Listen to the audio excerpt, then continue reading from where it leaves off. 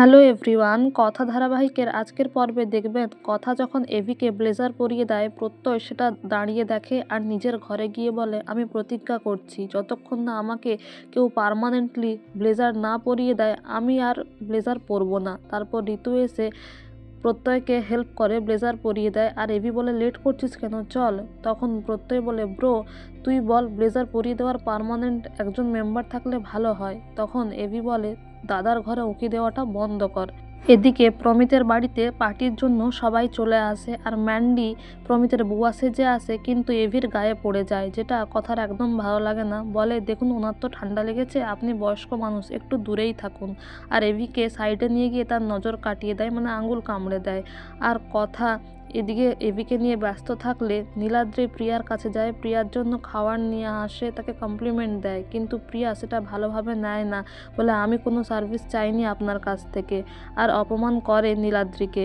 এদিকে প্রমিত আর অর্ণা যখন কথা বলতে থাকে, কথা মনে মনে সন্দেহ করে, বলে এই সব কিছু কি সত্যিই ভালোবাসা, কাউকে তো বলতেও পারছি না। সেই সুযোগে ম্যান্ডি আবার এভির কাছে যায়। এভি বলে, দেখুন ওই যে মেয়েটা দেখছেন, ও কিন্তু দেখতে পেলে কেটে দেবে।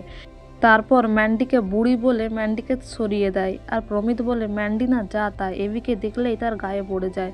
তারপর এভি একটা গান ডেডিকেট করে কথার জন্য। আর ম্যান্ডি মনে মনে বলে, এভি এতটা দুর্বল, ভালোবাসা দেখাচ্ছি, সব শেষ করে দেবো আমি। আর এদিকে নীলাদ্রি পড়ে যায়, তার গোটা গায়ে কেক লেগে গেলে সবাই খুব হাসাহাসি করে।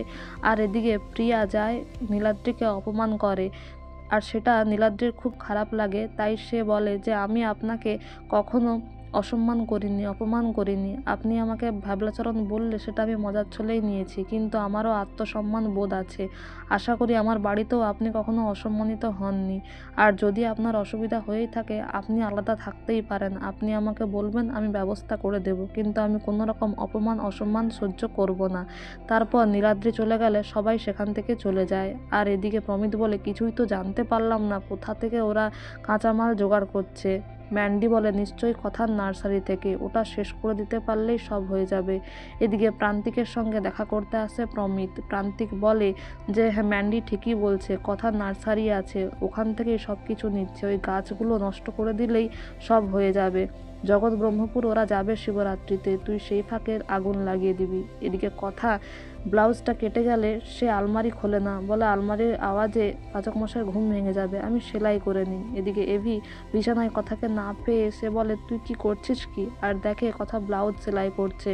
যদিও কথা ব্লাউজ সেলাই করতে করতে তার সূচে আঙুলে লেগে যায়, রক্ত বের হয়।